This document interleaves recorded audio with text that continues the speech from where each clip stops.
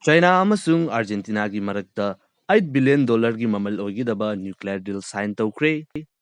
Mayam pumnamakpu world affairs amasung geopolitical gi oiba anoba update amada taramna uksiri. Kari lairibage haibadu samnapna yengbinasi. Ihan hanbada Israel na makhoigi lairiba border gi jagasing asida missile sing intercept tawnabagi damakta laser wall sagadauri. Hairiba laser array singna pusinduna sagadawriba wall asina S400 amasung Iron Dome masidagi henna effective oigani haiduna fongdorakli. Masigi main oiba target asi missiles amasung drone sing intercept tawba oigadawri aduga hairiba asina hana lairamriba defense system Iron Dome asidagi mamal hanthagani haina basu fongdorakli. Lakriba chahi 2025 asi fawbada Israel gi akoiba border area mapung fana hairiba wall asi mapung fana khana bagi damakte em tawri.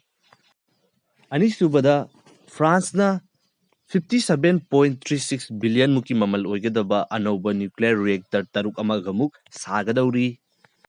France ki matangda palingai asida Indonesia na France dagi Rafale Jet 42 laina bagi damakta $8.1 billion gi deal finalize tawkre. France ki Rafale fighter jet asi India khaktana tana atopa country kaya amadasu nongmagi pamnaba adumak hengalakli. Indonesia gumba apikpa country asina amukta aduki matik yamba Rafale fighter jet asi lainabagi damakta honoriba asi hojik lairiba South China Sea issue amasung jaga aduda China gi lairiba threat adu counter tawnabagini. Mathangdana Argentina amasung China gi marakta $8 billion muki mamal oigadaba nuclear deal ama sign tawkre. Hairiba deal asi China gi howlong wan hairiba nuclear gi technology asigini. Asumna Latin America gi country ama oiriba Argentina na China ga asumna deal tawrakpa asi tasengna China gi oina diamna chawba mai pakpa amani aduga USA gi oina aduki matik chawba maithiba amani.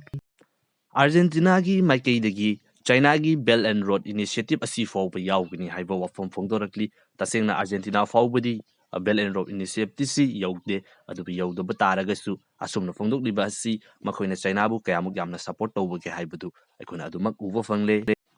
Argentina gi President Alberto na matam kharagi mamangda China amasung Russia da chatkiba khongchat aduda matam kuinagi mamangdagi Argentina asi USA da yamna depend tawduna lakliba asi hojikti makoida depend tawraroi adugi mhutta Russia amasung China go ina punba pami haiba wafamsu fongdoklamki.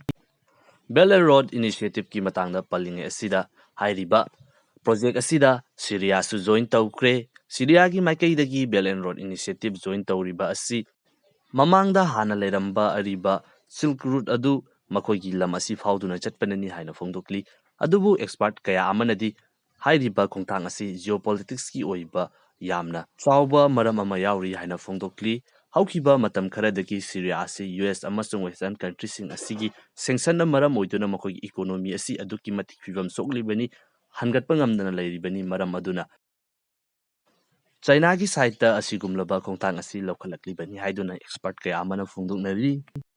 Nasigi aroiba update ta Taiwan gi missile defense system improve tawnabagi damakta US na $100 million gi defense support contract approve tawkre. Hojik lairiba Taiwan gi defense system asi improve tawduna China dagi masana ngaktokchaba ngamnabagi damakta paikhalakliba khongthangsing adugi makha taba saru ama khakni. Asigi oinadi video si mata asida losinjarage anoba video update amada amukka hana thengnarasi.